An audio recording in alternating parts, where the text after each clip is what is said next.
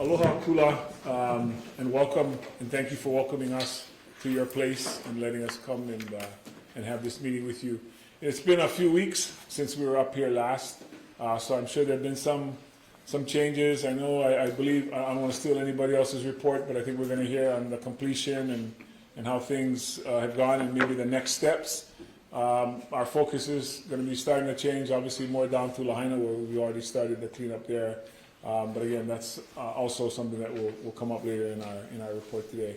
I wanted to thank Commissioner Ito for coming in today, because I know there have been lots of questions asked, and I think that might end up being one of the big focus because of the stage that you folks are at up here in Kula and what you're ready to do.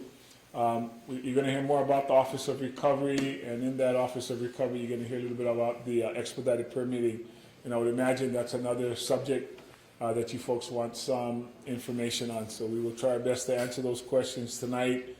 I do think myself and Josiah, who's the head of the Office of Recovery, not here tonight, are going to have to announce and discuss the policy on when people can get their permits. When can they apply for them, and when will they take effect? And let me explain this in a second, or real briefly. So we have our old system right now where anybody can apply for a permit. Anybody on Maui can apply for a building permit. And then we're going to have the expedited one that hasn't started up yet, because we're trying to get a contract with an outside contractor to come in and handle all of those reviews and try to obviously expedite that. And that's for the folks in Kula and Lahaina that are impacted by this. So the question asked by everyone at these meetings is, if I put mine in now, will you take mine before the person who applies under the new expedited office? And we will get that answer to you. Because that is the question that we get asked. If we apply now, are you going to keep us in the old system and we have to reapply in the expedited system? If we're in expedited, are you going to take the guy who applied before me into the old system? I could take a poll, but I think I know what most people would say is we timestamp it. The person who applied first has done so before, and we take everybody out of the old system, put them in the new system automatically if you're a victim. That is what we're leaning towards, unless there's something we're not allowed to do. We'll check with our lawyers and any other folks, but I think that's kind of where we're leaning, but we've not finalized that. All right, Maina, thank you, everybody.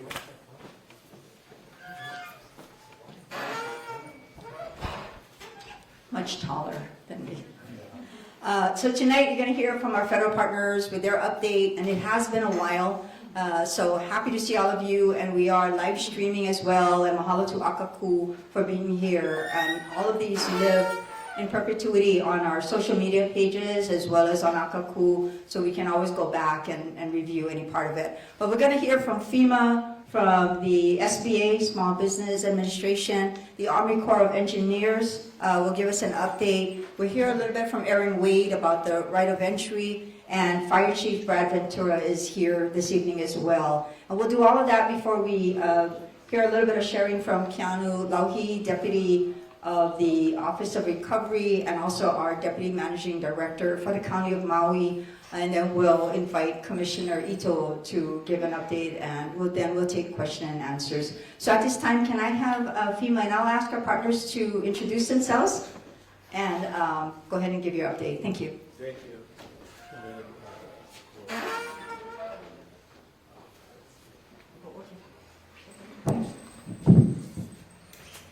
Thank you. My name is Curtis Brown, Deputy FCO here on Maui. As the Mayor mentioned, it's been a few weeks since we've given you an update.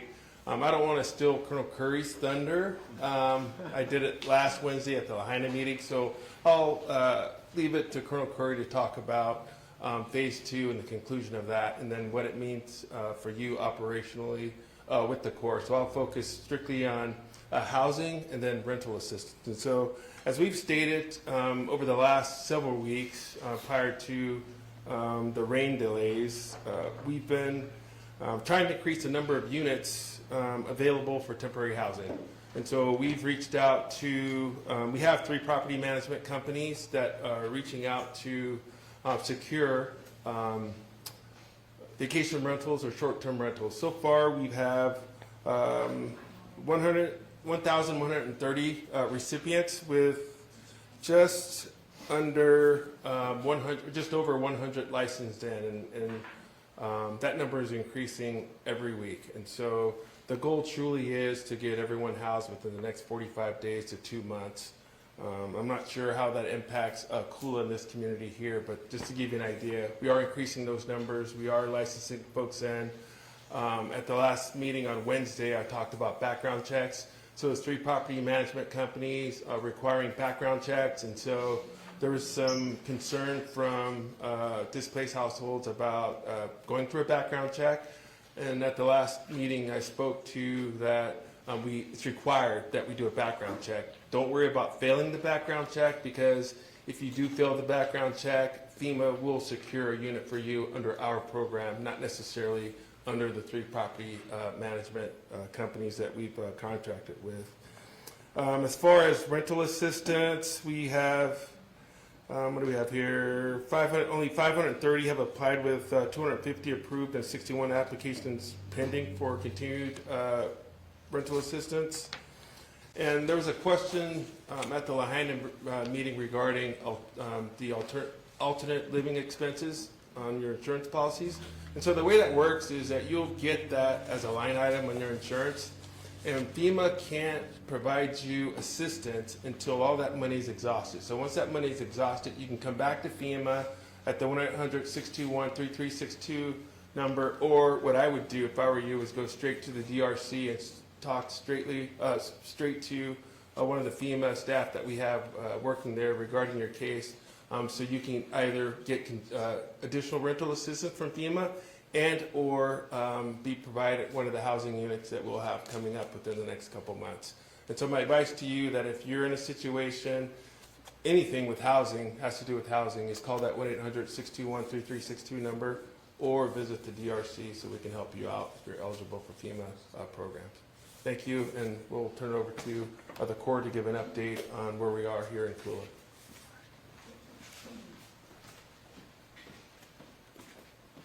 All right, thank you, Curtis. Again, for those that are online or don't know me yet, so I'm Colonel Jess Curry. I'm the commander here on Maui for all the Corps of Engineers recovery efforts, both here in Kula and in Lahaina. So again, really since the last time we met, no surprise, but I'm pleased to report that we did complete all the properties that were entered into the federal program. Those properties again started, again last year. I mean, when we talked about that window in November, when those properties started, and again really wrapped up just in the last few weeks. The properties themselves were done really that first week in January, and then we had some final trees to remove and to mulch. But that was really the final step. So where we stand right now for those 25 properties is those rights of entry have been given back to the county. So really at this point, the Corps of Engineers no longer has any legal right to come onto your properties unless you invite us for a cup of tea or something like that. But we've turned that back over to the county, and we are finalizing all the paperwork for those property reports. So again, what I would say about the whole process, and now looking back on it, I'm very proud of a few things. I'm very proud of the work that the Corps team did and the contractors on site. We were not perfect by any stretch, but I'm proud of how they continued to improve throughout and reacted well to those things that, as we learned. So I'm very proud of them.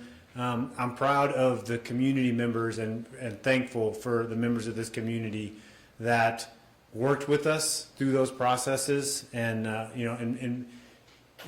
held us accountable, but also supported us as we worked again through challenges. And every property was different, and some were more challenging than others. If you were in the neighborhood, one of the last properties we did was where we had to have the big crane to remove debris from the bottom of the bottom of the hillside there. That was a significant effort for us. but again, appreciate the community's support and interaction throughout this process. The last thing I want to mention, and I just want to publicly thank, Councilmember Sukimura for not only supporting this community as well as she did, but really also supporting us and helping us through those challenging days, and ultimately, whether it was a pat on the back or again just being upfront and clear and telling us what the concerns were, and so that we could know we could know them and could address them. Really tremendous to work with, and thankful for that. As we look moving forward, so we're not going anywhere. Continue. Got a big mission in Lahaina in front of us. That process has started. We started last week. I think as of today, and I'll look for my team. And we're there. I think as of yesterday, we had 6 properties in Lahaina that all the debris had been removed, and we've done the testing. But those teams are quickly expanding and moving fast. As we look at that way ahead for Lahaina, again, many challenges in front of us. But again, we don't want to miss how thankful we are for the support we received up here, and again, continue to be ready to support this community going forward. If again, as those challenges continue to come up. So I would ask, as we think about how you can support the community in Lahaina, if you're willing to do that. But really, our process that we've followed throughout this, the residents here, the community members here know that process better than anybody else. Certainly not asking you to go out of your way to reach out to people in Lahaina, but as you have opportunity and people may ask you questions, hey, you're from Kula, do you know how the removal went? And just ask you to be honest with them, even if there's parts of it you weren't happy with, because those are things we want to improve, every chance we get. So I'll stop there and just again say thank you, and again we'll remain here for questions, and we'll remain here for support even after this meeting and the ones that come. Thank you. Thank you, Colonel. Before we do SBA, I'll ask Erin to come up since it's relating to that. Erin Wade. Thank you. The most common question we've been asked recently related to Kula's closeout is, will I get a copy of my closeout package? So if you would like a copy of the closeout package, that's what Army Corps sends to the county when debris cleanup is complete. It's basically a cover sheet that is a certificate that says it's deemed clean, that the property has been deemed clean, and then there's a series of photographs attached to that. You're welcome to receive that if you would like. What we're trying to do right now is create a forward-facing map where you can actually click on the property and download that. That is still in development, but if you would like it now, I'm happy to give it to you. I brought a stack of business cards. You're welcome to email me or call me and ask for that, and I'll send it directly to you. By the time we get to Lahaina, that'll be a forward-facing function that'll be available to anybody. What it doesn't include, though, is the specific soils report. So if you would like the specific soils report, you'll need to call Army Corps of Engineers directly. So I just wanted to reiterate that phone number. It's 877-214-9117. 877-214-9117. That is on the website where it says Army Corps of Engineers Call Center. So you can call that. They'll give you the soils report for your particular property. If there was a rescrape, so it'll show original testing. And if there was a rescrape because one or more elements were detected, it'll show what was there after the rescrape. So all that information is available if you want it. I just wanted to underscore what Colonel Curry said. When we started out with this is a process that probably would have taken the county 2 to 3 years to build, if we're being honest. And we built it in 2 to 3 weeks with your help. And we're just really grateful that you allowed us to kind of beta test with you.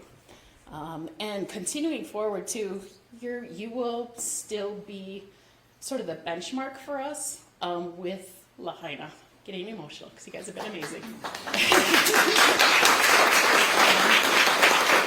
So anyway, Thank you. Please stay in touch. Anybody that wants my card, please take it. And if things come up that you think, ooh, this is still coming up for us and it might help you with Lahaina, please reach out. It's an iterative process and we want to be as supportive as we can. Thanks. Thank you. I'd like to call up a representative from SBA, and then we'll hear from Chief Ventura. Aloha, my name is Elena Lamali, and I am a resident of Maui working with the Small Business Administration. I actually helped Kyle in the early days after the fire with rubbish cleanup on fire properties and got some family out there.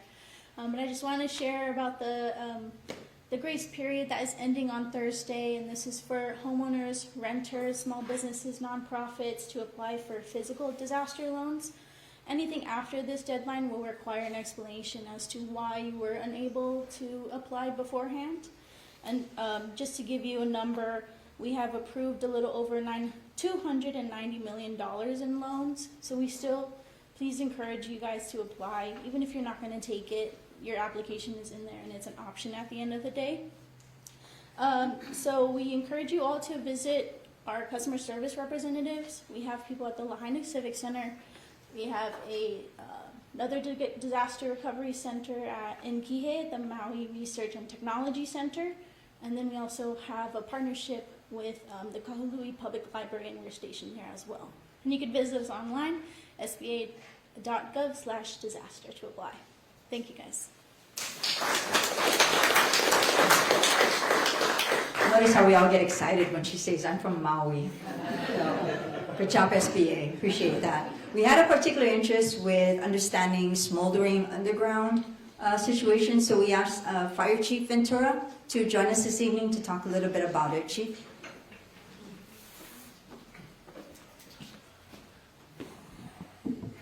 Hello, good evening. First off, I want to say thank you for having me and giving me this opportunity to share with you all. And the second thing is just a big mahalo to the Kula community. We've been working side by side with you since midnight, August 8th. And everybody's affected up here. And had Lahaina not happened, this is still a national disaster up here. So we want you guys to all recognize how important this area is to us, for all of you. And I live up here too, but that's not fair. And really, it's been a partnership because we can't be everywhere all the time for everybody, especially as widespread as this fire was from Olinda all the way down to Puleoiki. So thank you to all of you who called into us, continuously when there was concerns that we could address. It really helps us get to the hot needed places that need to be taken care of first off. So we've had some beautifully blessed rain the last couple weeks, so I think we're all loving that. That means it's kind of double-edged sword because now our fuel's growing back, right? So now it's about fuel management and fuel mitigation. But some of the questions that we've had come our way is about the hotspots. Even in my backyard, I had fire as recent as December 2nd. So it's underground, it's undetectable to the naked eye. It's organic materials such as trees, roots, trimmings from old, when you kind of cleared your lot or not, or your neighbor did, and then buried in dirt and soil. So what happens is the trees and roots start to burn, and it kind of burrows underground, creates an underground imu. And then over time we have erosion, right? We have rain causes erosion, wind causes erosion, and then that exposes this organic material that's just slightly smoldering to more oxygen, and then we get these flare-ups and fires. So what can we do about it? Really, like I said, we can't detect it. But your home's the best. When you come home in the evening and there's a slightly greater than normal smell of fire, maybe some smoke that you're like, that's not normal. You're already kind of getting your interest peaked and you're already kind of thinking, something out here, I should go walk my property and take a look at it. That's the time to actually just call us. Just call 911 and ask us. All of our trucks, and in Kula here, and I've spoken to the crews as well, we have a thermal imager on board. It works best with contrast. So if it's cool in the morning and cool in the evening, and then there's a hot spot, it's going to show contrast, and the greatest contrast is easier to see. If you call us at noon and the sun's beating down and heating up the earth, it's going to be less contrast and it's harder to find. But it's an opportunity for us to take advantage of you knowing your property, you being aware of what what's abnormal today that wasn't around the last week, 2 weeks, or month even. So if you know of areas that on your property that are smoldering or potentially smoldering, really what we need to do is dig them up. Sometimes it's as easy as a shovel and getting to work at it, and sometimes it's about bringing in excavators and really spending hours on it. We've had hot spots where we spend days on at times. And what we do is, if we come out, if you call us and need our assistance, we'll come in. We have we use a foam, and it has no PFAS in it, and so we use that in our wildland firefighting. And what it does is it penetrates into the woods and it penetrates into the material a lot better than water does. So it'll kind of suppress the fire for a longer period, and it creates less opportunity for the fire to kind of rekindle or stay alive. So if you have any of those types of situations on your property where you have known buried debris or something that is just abnormal for the day, we've had lots of calls. We've had probably just in the last 2 months, we did a quick fact check. We've done probably close to 3 dozen just good intent calls, which is a neighbor calling, I smell smoke, we come on out and we don't find anything. But you know what? That's okay. Call us. It's better to call us. And then on top of that, we probably had over 1.5 dozen of those fires actually break surface and ignite out there. So they are still there. If you do any type of clearing of your property, just housekeeping and whatnot, we recommend try to take it to the best, green waste location around. If you don't have access to one or a truck, then just be cognizant of where you put this.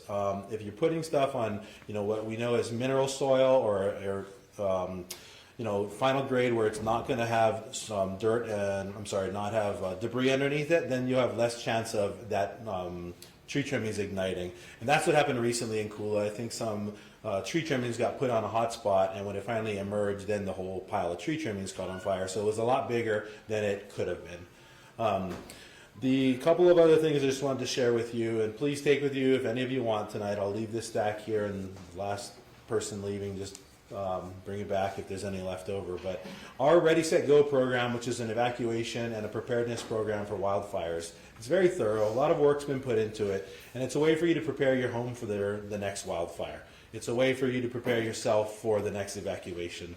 It's been worked on with all state partners and Hawaii Wildfire Management Organization, who's become very, very popular since August 8th.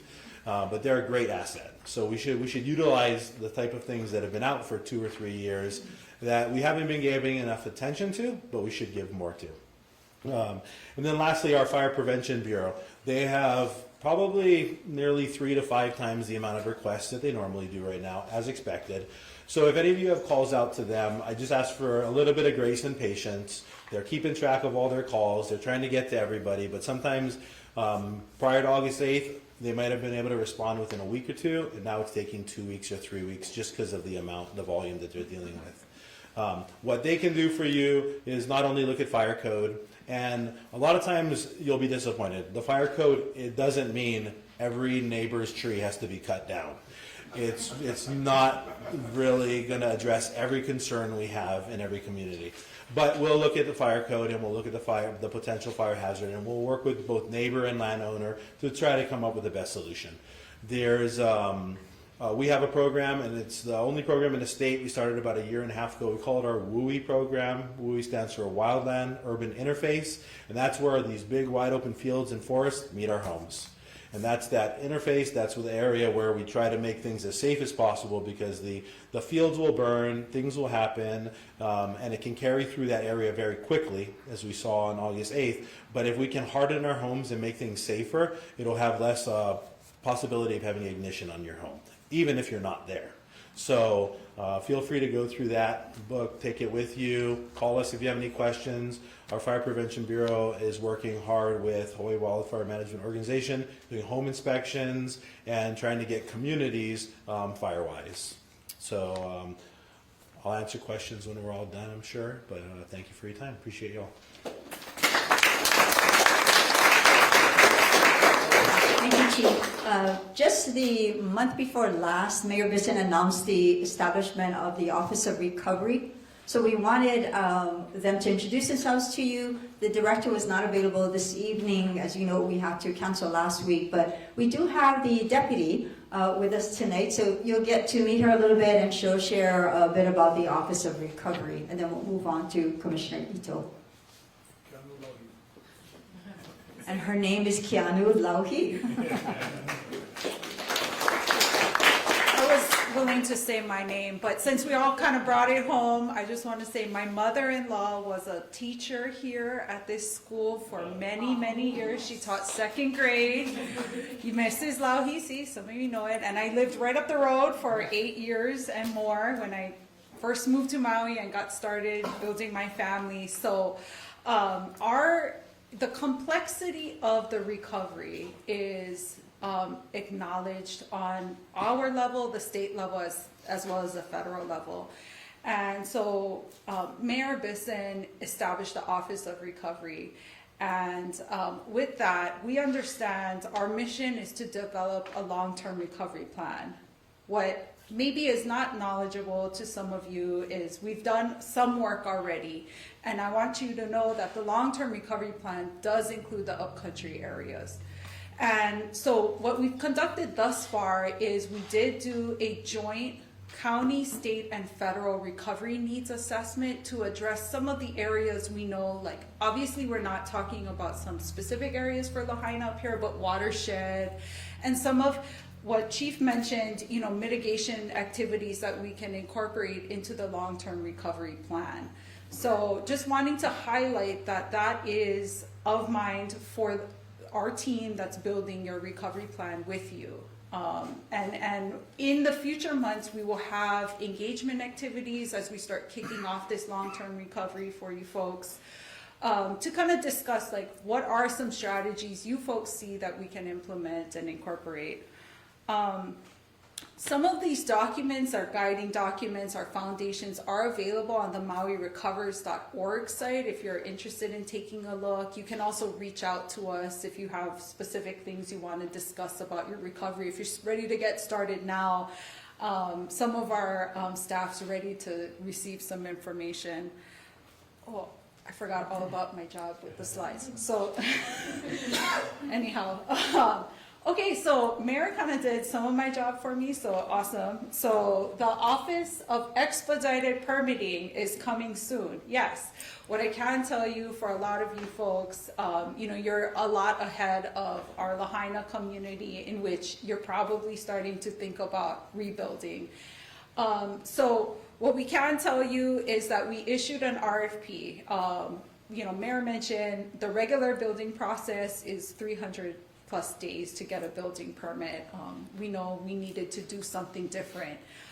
So in consultation with others who have unfortunately have the same experience as us with this devastation, our Department of Public Works issued an RFP to bring on a vendor to help us augment the existing system and look at opportunities to expedite review. So the RFP closed on January 8th. The selection committee is in current process of doing vendor interviews, so we can't talk a lot about the scope and what have you. And vendor selection is slated to happen February 16th with hopes to be operational this spring. So that kind of gives you an idea of insofar as what we're looking at. We're going to come back to you with information on how you apply, what qualifies you for the expedited review, what we think as far as the turnaround. Similarly to what Erin mentioned before, you folks are a group that we can start moving through the process first to see, hey, that's really not working, we have to change some things. So just wanted to share that with you folks. Okay, so what we're going to start doing is moving into the recovery discussions. I'm going to hand it over to Mahina now, who can talk about what that engagement might look like in the future.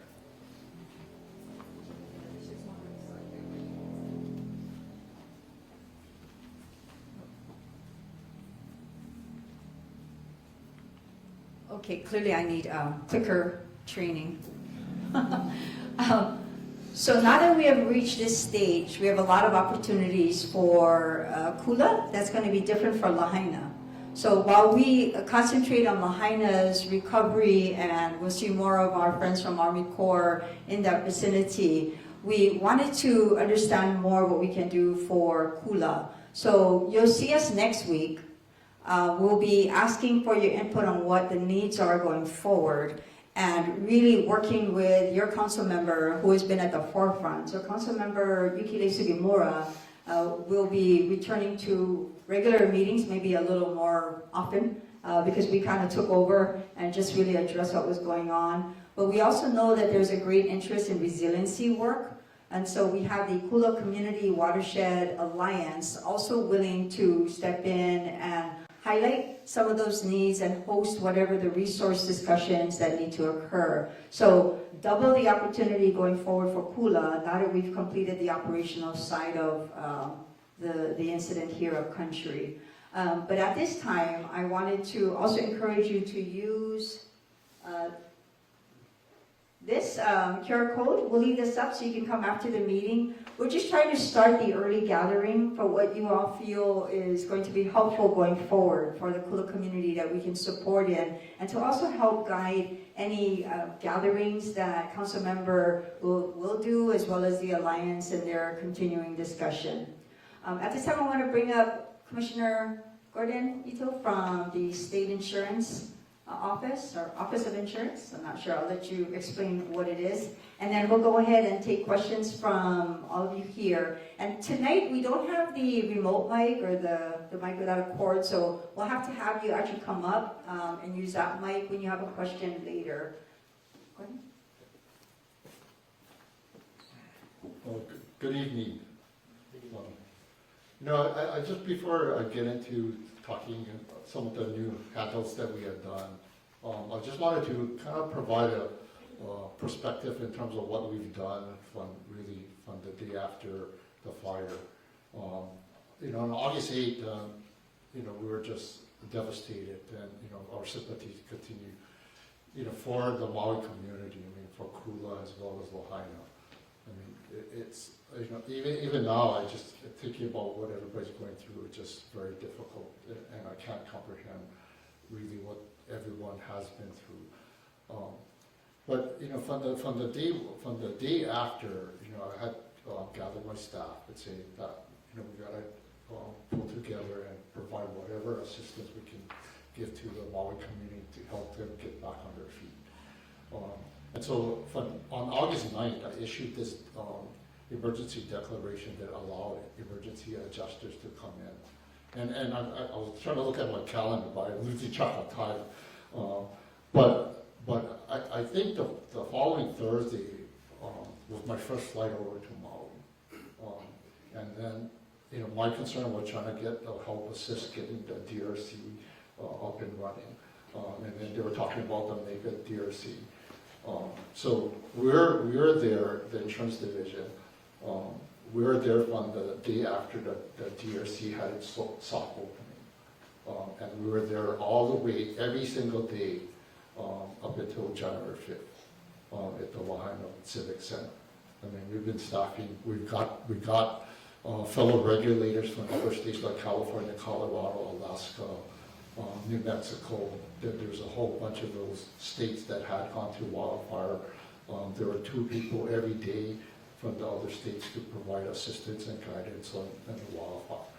My staff, I'm so proud of my staff because 40% of my staff volunteered to staff the DRC for the first month and a half, every single day.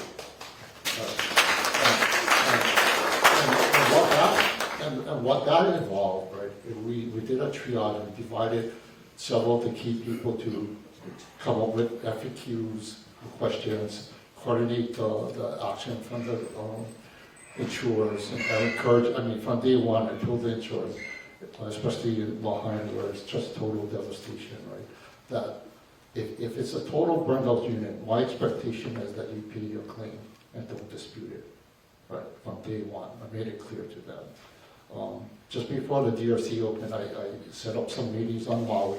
We met with some insurers. They were already planning, and they were bringing in people to open their, like the tents, the pop-up things. So I know the week after, there were some insurers on the ground already to provide assistance in getting in the claim. But going back to my staff, 40% of my staff, from clerical people to people who really are just financial analysts or examiners, not so much written policy provision. We did training for those people to volunteer to come and staff the DRC. And what that involved is getting up at 3 or 4 o'clock in the morning, going to the airport, catching the first flight here, going to the DRC, trying to get there by 8 o'clock opening, staying until 9 o'clock flight or 8 o'clock flight, and flying home, getting home at 10. Like I'm getting home about 10 almost tonight. And in Maribison, FEMA, SBA, I mean everybody, I really kudos to everybody for really moving this community and Maui along. I mean, it's heartwarming. Anything we were trying to do to provide assistance. I was in traffic for 2 hours as President Biden was in Lahaina, trying to get to Lahaina because the Whalers Village was kind enough to offer us a space, and I wanted to open what I call the Insurance and Banking Assistance Center. So we ended up doing that the end of August weekend and the Labor Day weekend to provide assistance and help getting people. The first stage is really getting people to contact their insurance companies and agents and file their claims. That's really the first things we were trying to encourage. And as you folks are well aware, and into, and probably through the debris removal, we've created other guidance in terms of how does the insurance play with debris removal and maybe in terms of debris reimbursement. So we've done, I'm just so proud of my staff.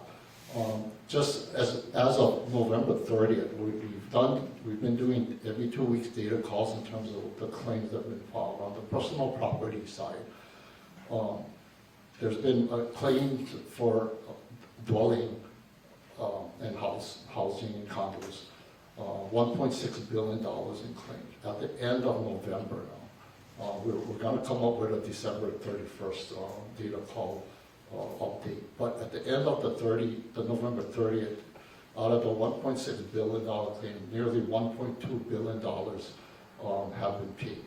About 73% of the property loss have been clipped, personal property have been paid. For motor vehicles, which is to me quite amazing, there's about $30 million loss, over $29 million, or 97% of the claims have been paid and closed. And so I'm very encouraged in terms of what the insurance companies have done and trying to get the claim closed and monies to all of you. So just with that, I'm open to any questions you have. You gotta get this right, let them ask the question. Okay, I think. Just click it. Okay. I think this is a good segue into the Q&A portion. So just again, we don't have the cordless mic. So if you have a question, we're going to have to ask you to come up here unless this mic can reach you. But since Gordon is up here, is there a question for the insurance commissioner? And not that we're not going away right after the meeting, we'll still be around. Oh, you did such a good job. But, before getting to the question, I think this will reach you. Hang on I'd a just second. like to again mention this specific thing. So one is understanding insurance and debris removal and the inner place. So you can find that on our website. I made copies. They're at the table right here. So please grab a copy if you have any question. At any time, if you have a question, really feel free to call our office at 808-586-2790 because we're here to help, in any way we can. First of all, thank you for coming here, Commissioner Ito. I just want to follow up with the letter that you sent out to all the insurance company. That was on September 14th, and suggesting that they extend the ALE to 3 years. And I just wonder if there's anything after your letter, because it's been 4 months since the letter. and that's a long time. And have you heard anything from the insurance company concerning the letter you sent to them? Well, some of the, some companies, there's quite a bit of insurance companies that have claims. But the larger companies, some of them have indicated that they're intent to comply. But there's other companies on ALE, it's the additional living expense. It's a little tricky in a sense because I know one consumer called our office and said, oh, my company's not approving the ALE, the extension up to 3 years. And it really varies on the policy and how that ALE benefit is provided for. So I called the company up and said, how come you guys are not extending it up to 3 years? And so their response was, in their policy, it specifically said that the ALE was up to a year coverage, but there was no monetary amount limit, right? And so that's how, in terms of some companies on the ALE, that's how they limit how much benefit potentially is paid for ALE. While others might have no limit, and they might be willing to extend that benefit, or the benefit doesn't get exhausted in a year, right? So it really varies on the policy and what the provisions are. And so that's the response that we've been getting. If people are not happy or don't trust their insurance companies or don't, again, really, you're welcome to call our office and we'll look at your policy and the benefits and see. Yeah. My point is are you, as an insurance commissioner, going to accept that as a reason why they don't extend the additional living expenses? Okay, so one of the, I guess, the misconceptions, right? So there's two main things that I've asked the companies to voluntarily extend. The ALE is one, right? I'm trying to blank, but I don't have the authority or the payment of personal property without the inventory sheet. Okay. So I don't have any kind of authority, statutorily or legally, to mandate companies to do anything. Other states like California, Colorado, after their wildfires, they've introduced legislation and passed laws that mandated, like, say, payment of 75% of personal property coverage, or 60%, right? And so they have the legal authority to mandate that. We don't have that in Hawaii. I cannot mandate companies. The other misconception is the insurance division will assess, and as best as we can, see and make sure that companies are in compliance, and in particular with Article 13, which is unfair deceptive trading practices and clean payment practices. But we are not the court, right? We don't interpret it policy, contract provision. It's the judiciary, the court system that decides disputes and interpretation of insurance contracts. So we can provide as much assistance as we can within what we think is the guidance and what we think is proper practices, but we do not make interpretations and we do not judge and make the decision in terms of what contract provisions control or not. I just wonder, is Hawaii is any different than California or a state of the United States? And after the wildfire, there was within a month, maybe a week, that they got the extension in the ALE. I got 2 pieces of press release that they allowed them to extend up to 3 years. So my question is, are we different than California, that we cannot do something, the same thing that California did? So the legislative session just started last week, Wednesday, right? And so I can tell you there are many bills, especially property and casualty bills, that are proposing such things like that, Okay. like that extension. Because they did have bill in Senate that passed it to extend the ALE plus up to 75% minimum of the property insurance without itemizing. But, so let me talk about the personal property thing, right? again, like ALE, every company has different provisions with respect to content coverage, right? And so some companies, I want to say ironically, but as a result of some of the wildfires, like California wildfires, where they felt that their insured were very significantly underinsured for personal property, came up with policy provisions that allow coverage up to 75% of your building coverage, the coverage A, the dwelling coverage. But that doesn't mean that they're going to automatically give you 75% of the, and there's a requirement in terms of inventory. A lot of people are saying we should do that, automatically mandate the 75%.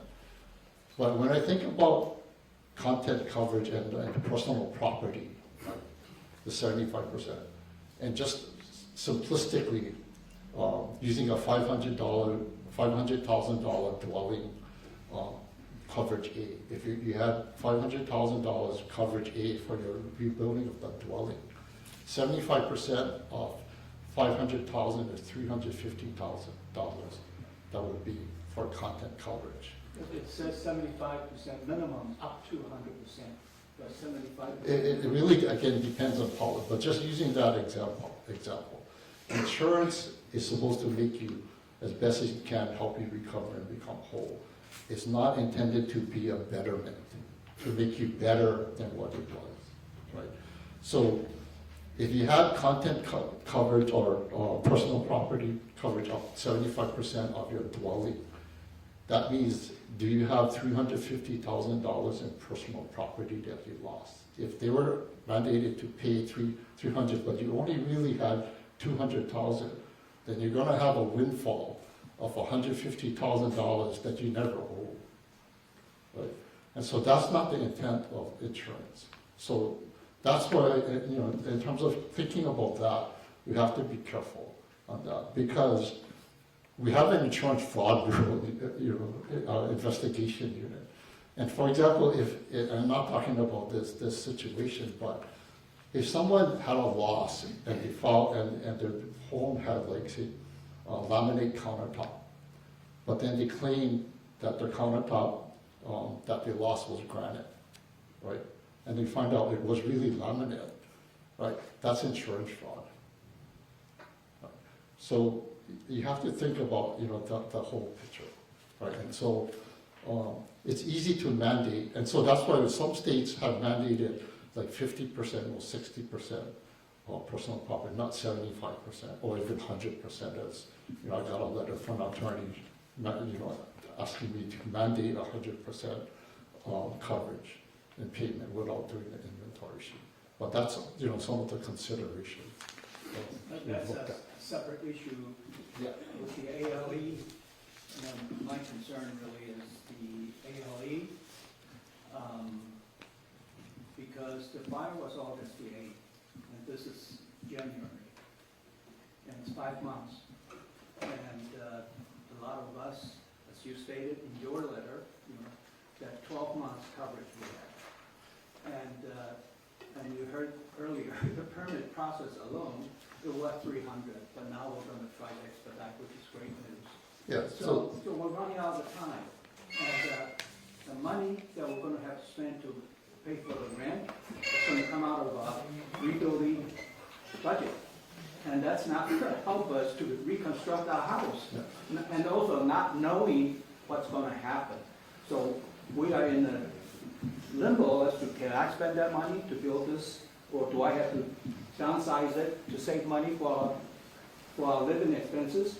So appreciate it if we can get some clearance. Because this letter, the letter you sent out September 4th, is still floating out there. I talked to my insurance company. They said, we have the letter. I said, are you going to honor that? They said, we don't know. So it make us, just put yourself in our position that we want to build a house, but we got to know how much money we can spend. But without knowing that, we can't decide on, oh, let's build this house or that house. So we appreciate it. It's some decision. Yeah. So believe me, I mean, that's the very reason why I issued that memo, right, asking the companies to extend ALE up to 3 years, because I know this is gonna be a long process, right, I mean, a long, time to recover.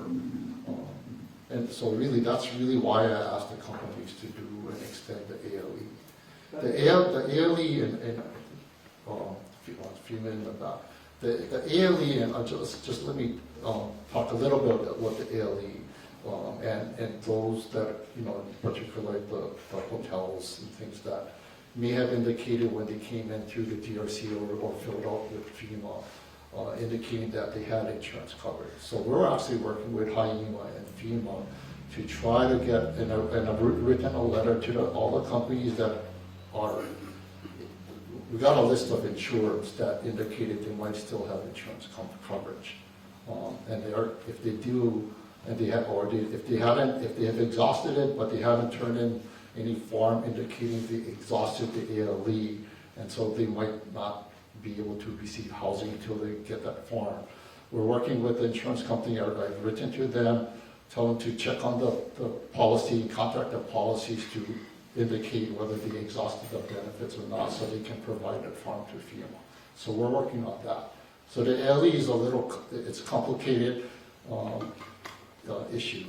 So I just wanted to bring that up. So if you know anybody in that situation, please encourage them to contact their company, especially if they exhausted the ALE and are in housing at the present time.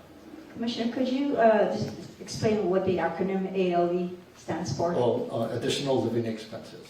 Okay, additional living. Is there any other questions here that we can ask Commissioner from our state insurance office to help with? Okay, any questions for our other speakers that we can help with? And of course, we'll be here after. I'm definitely not trying to rush you. Okay, we have, okay, I'm gonna let, sorry, no protest this one.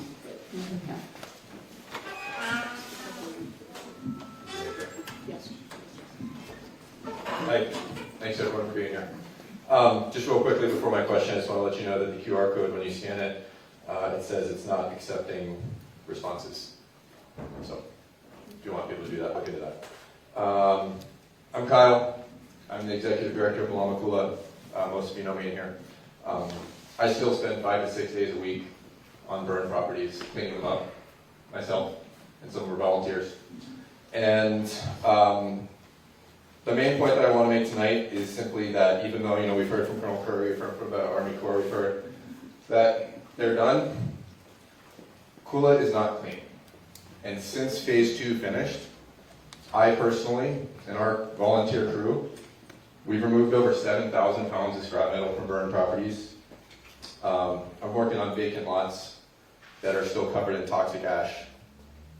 I was just there today. Just today I had a 40-yard roll-off bin delivered to clean up a property that is not being cleaned up by FEMA or the Army Corps, which sits directly between 2 houses that were, but it's not being cleaned up.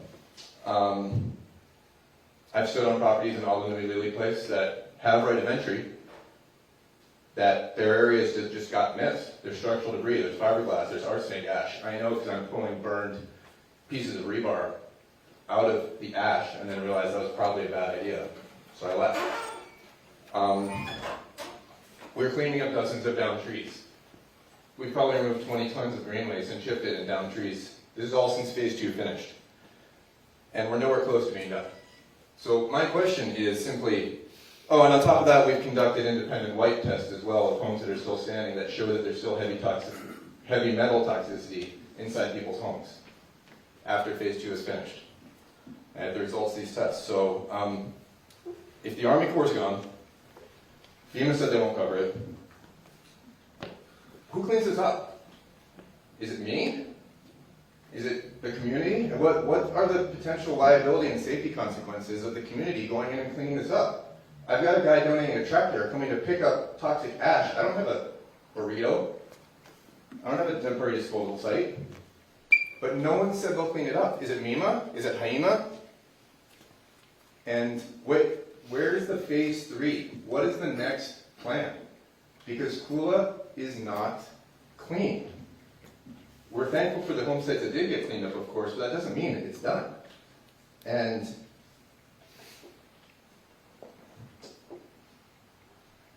my question for community, we know, we've been told it's not what you do. We know. So who does it? And I'm just pushing for a community advised phase 3 cleanup, a mop-up operation, just as Chief Ventura and the fire department is mopping up a wildland operation. And like you said, this isn't over. The last flare-up in my yard was January 8th. So we got that deal we're dealing with too. So can we liaise with the community and go through and be like, hey, where are these spots that still need cleaning? Because right now, no one is stepping up to do it. So who's going to do it? And if anyone wants, we'll be out there 12 to 3 tomorrow cleaning up if anyone wants to join us. So, I'm advocating for this because we can sit in meetings and say that it's clean, but those of us that are out standing there, and I've got all the pic, I can take you everywhere. That's right. It's a mess. Scott, how much did we clean up this week? A ton. It cost me $185 to recycle metal at 3 cents a pound at Hammerhead.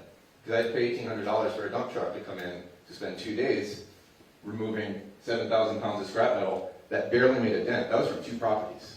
Because just so those of you know that, the Army Corps will cover the ash footprint of a home, but the lawn, the surrounding property, anything that was outside the foundation is not covered by phase 2. So if you have a 6-acre property and it completely burned, every piece of scrap metal, irrigation pipes, corrugated tin roof, whatever was dumped there, washing machine, whatever was dumped, is all still there. And there's no one to clean it up except us. And it's not covered by anything. And in these last CONUS blows, I'm out there at 1:30 in the morning watching olive green and bright orange soil running like rivers down the street and through the gulches, because those areas that weren't covered by phase 2 and never got soil back are still, now they're running off down the street. It's a key hit. So again, what is our next step? Is it MEMA? Is it PEMA? Who? I'm just asking for some help, because we're out here doing it ourselves. So, thank you. I think you've been advocating for that. You've been advocating for that every meeting, so I appreciate that. We don't discount it. This is partly the transition that we need to address now that our federal partners have completed their work, what they've been assigned to do and funded to do, and then it remains the gaps that we need to address. So that is part of why we're returning next week, to figure out where are those gaps, where are the options for those gaps. So appreciate that, Kyle. You've been steady throughout from the first time I met you at the earlier meeting. Is there any other questions here for the evening? I have a question for SBA. Okay, for SBA. Anyone else have a question? I have a question. Okay. If it's okay with you, we'll go to her since she hasn't asked one yet, and then we'll come back to here. Go ahead. Hi, my name is Liz DeLion, and just to follow up to Kyle's question, I was wondering about the gulch and when the gulch will get cleaned, because all that toxic waste is sitting in there. And does somebody have a contract to clean it up? And if they do, if they've been paid for it, when will it begin? Okay. We do not have that answer for you tonight, but I will tell you that will be part of the gap questions. Kyle is like waving because I think he has an answer. But Kyle, the reason why we want to use a microphone is because we're also live streaming, so folks can't hear the question or the answer. Kyle, I'm going to let you answer briefly that question before we go to the SBA question. Kyle? So the gulch is supposed to be covered under the U.S. Department of Agriculture, NRCS EWPP program, the Emergency Watershed Protection Program. We're still waiting. I just heard yesterday there might have been some progress on that. We heard sitting on a desk for a while, but I think there might finally get some progress made on that. $2.7 million has been allocated towards that cleanup, but that remains to be seen how much of that is going to be able to cover what needs doing. And as of right now, it may not cover the Kula facing slope of the gulch, so we're pushing for those details. But there is money that's been allocated for that, but it's hasn't totally started yet. But Thank hopefully you. we'll see. Thank you. Okay, to the SBA question. do I ask? Yeah, come on up.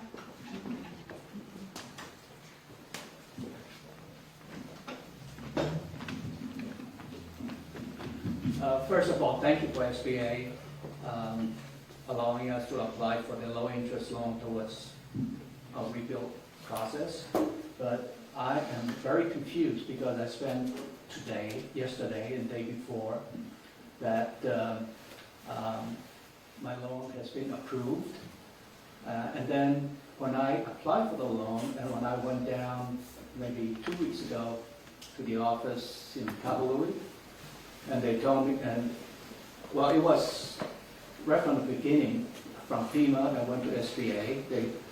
They told me that I can take out $25,000 without any proof of receipt or anything. Is that? No. So I also got information from my contact in your home office. At first, it was, yes, the initial $25,000, but if anything over that, then, you know, I need my, it will be, second mortgage as a collateral. Now, my question is, the initial $25,000, does that require receipts before they disperse that to you? So it's, all of the loans are case by case. I know it's a general answer, but at the end of the day, it's whatever you as an applicant can afford to pay or what you have under your name and under your home, what was burned, what was lost.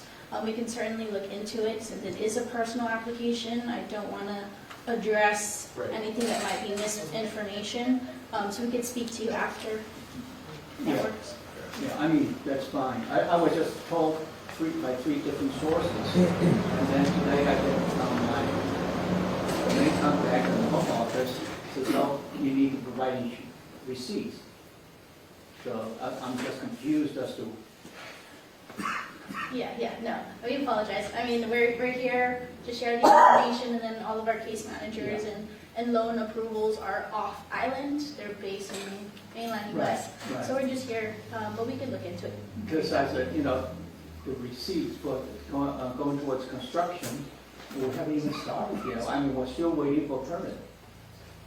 But I was told that, yeah, immediately you can apply for the 25,000. No. Yeah, and that's another great point. Even if you applied and you were approved, you can ask for your disbursements to be delayed. Let's say you want to wait to see what the county does, or you don't want to rebuild right away. There is still that option as well for anybody else who applied. Yeah, we can see that.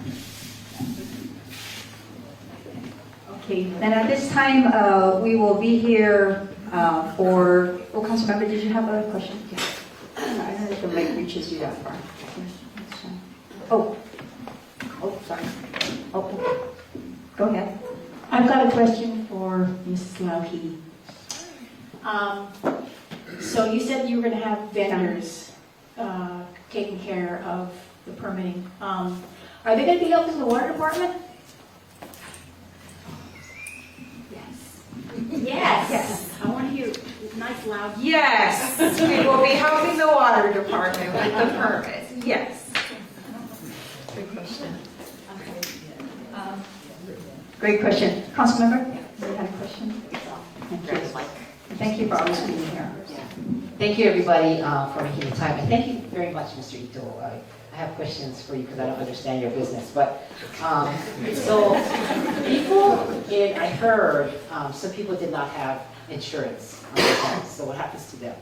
One question. Well, I can't answer that. I mean, it's other programs that the state, county, the federal government have. I mean, we deal with insurance. Okay, so they didn't have, you don't deal with them. There isn't like a special wildfire fund or something that comes through. No, Okay, unfortunately, no. I wondered about that. But what I really want to talk to everybody here is that you can tell the difference in this meeting in comparison to other meetings. And I hear it because I'm in council meetings and we hear people from Lahaina so sad what they're going through and this process for debris removal. Where is the final debris disposition site going to be? There's plenty of discussions that are going on. And you and Kula, I want you to know that I so value what the Army Corps of Engineers, FEMA, all of the help that they have given us and Kula. I know property owners is painful and it wasn't easy, but you are past the point of what we're just starting in Lahaina. So thank you very much for all of you who have endured. You know, you come to meetings was so frustrating, and why are you even talking to us? You're not ready to do anything, and you should do it more, and we heard it all. But now West Maui, it's even harder. So I want to commend you. Thank you, Aaron Wade. I think I talked to you the most recently, and all through these months. But what you are hearing, and that's why Chief Ventura recently did an online meeting with the Kula Watershed Alliance group. There were like 25 people listening online, asking him direct questions. But you know what you're all in? The next phase, you're all into what I call hope. Hope for the future. And the phase of West Maui, it just breaks my heart when I hear them, because I know what's out there is what you're experiencing. But we as a community now can make this the next steps forward. So bear with us, because it's so frustrating. Your question regarding debris in the gulches and what's happening, I just know that I think NRCS has a $15 million grant. I think that's the number that was actually awarded to Saltwater Conservation District. Maybe Mayor has a better handle, or somebody else has a better handle for those numbers. But there were 3 other catastrophes besides your homes that built, right? So it's the Kula Watershed Alliance Gulch. There's the Olinda fire, which were 2 homes. And somebody asked me, when you're driving to Kula Lodge, all those burnt trees, that's part of the Olinda fire that happened that night. And that's another Saltwater Conservation NRCS project, as well as the 6,000 acres that burnt that were from Haleakala Ranch, Makipono, Ka'onulu Ranch. That was grazing land that was on the way, I guess if you can describe it, like on the way to the landfill. But it was this huge acreage that I went to visit, and I said, oh my God, I didn't realize that when they're talking about the Pulehu fire, this is what was burning. And you know what the story is? The story is that night, and I heard this the day that I went on site visit with Saltwater Conservation, NRCS, and the ranches. That night, you had Goodfellow Brothers, you had these construction companies as well as the ranches with their private equipment. They did, I think, Mary, you can correct me, I think it was a 5-mile or a 10-mile fire break. You know what that did? It saved Kihei. Otherwise, we would have a story, Kihei, West Maui, upcountry, all fires. And we don't yet talk about it because we're so into, let us get past this, one point. So I'm telling you probably more than a question, so sorry about that. But what I would like the community to walk together with is, first of all, thank FEMA, the mayor, NRCS, U.S. Army Corps of Engineers, everybody who helped us get to this point, and our endless gratitude for the night of the fire with Chief Ventura and his staff, and all of the many people who made that night, safer than what it could be. But we as a community,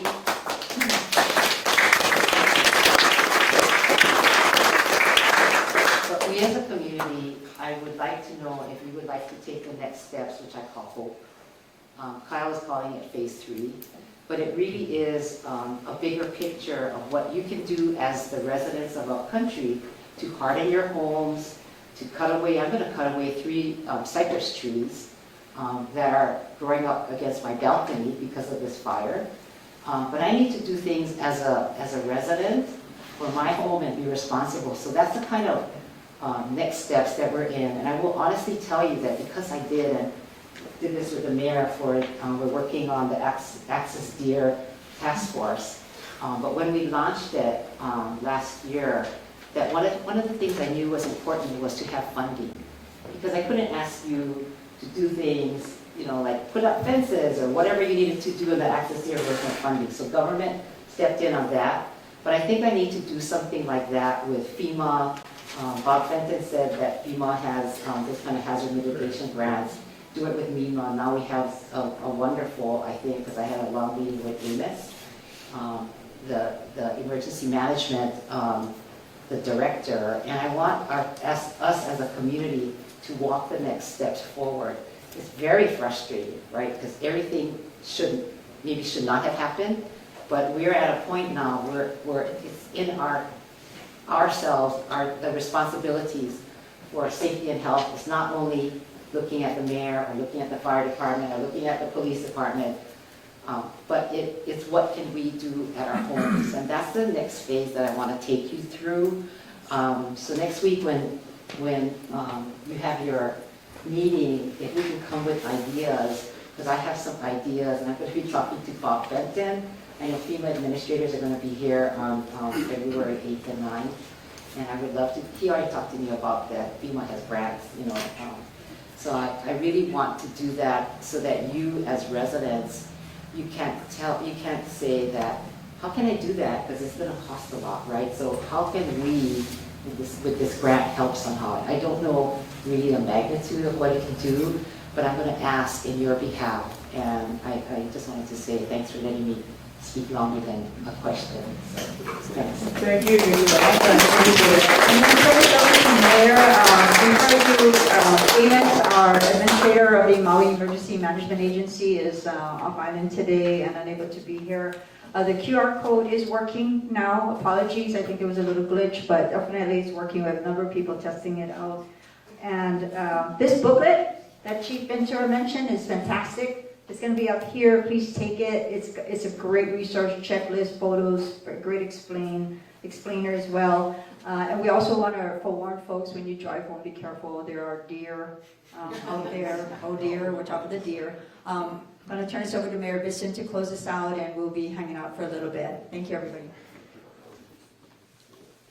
So we come here every week to face our community so that we can acknowledge all the things that we've done that are good and the things that we have yet to work on. So I appreciate all of the shortcomings that you bring up when we come here. We recognize those and we can do a better job. The points you make remind me of things that we need to do better with our state and federal partners. The criticisms of government are the same and have been in time immemorial. You move too slow and you don't get it right. We've done everything we can to change those things. But we can do more. No one is suggesting that we're done, that it's all power, that our hands, we're clear of this and nothing else is going to happen.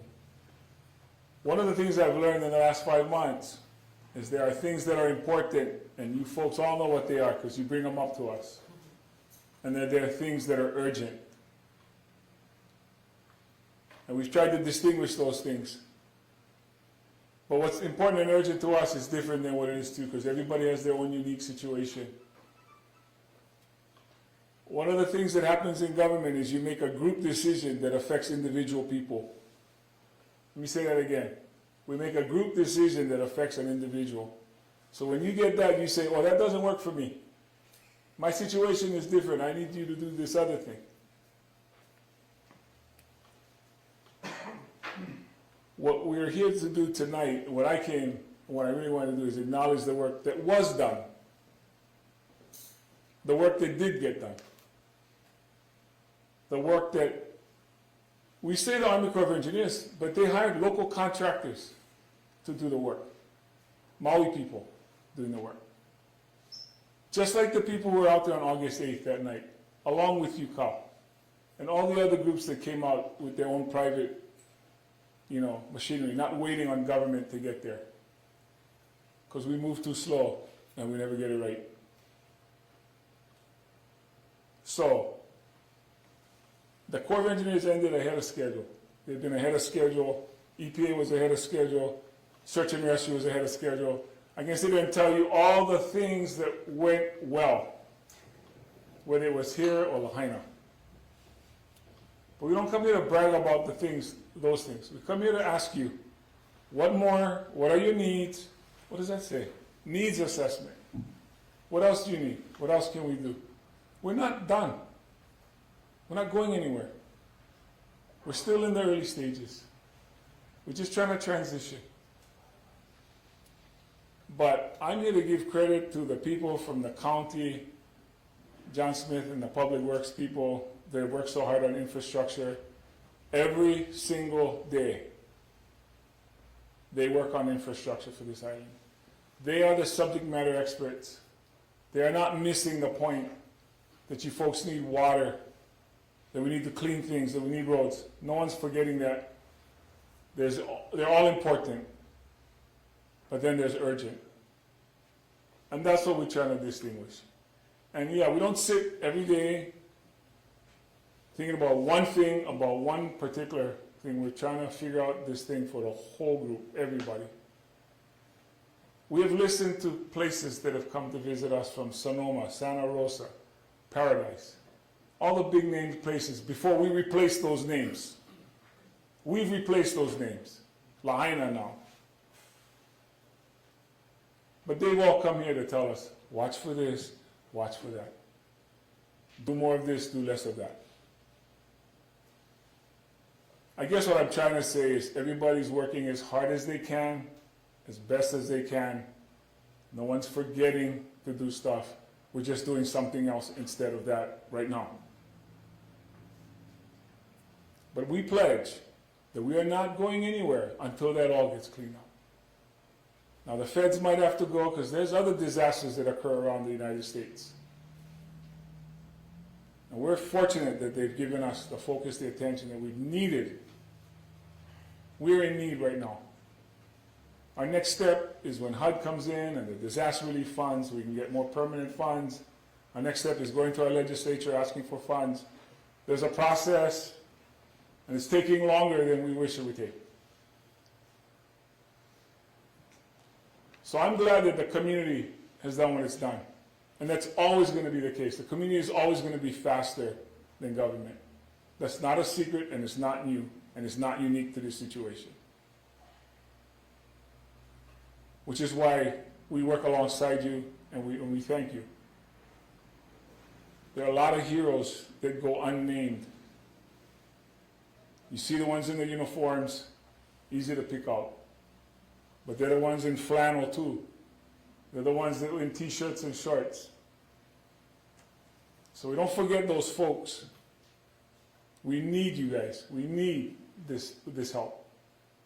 We can't do it all, you can't do it all, which is why we got to work together. I think that's a simple message here.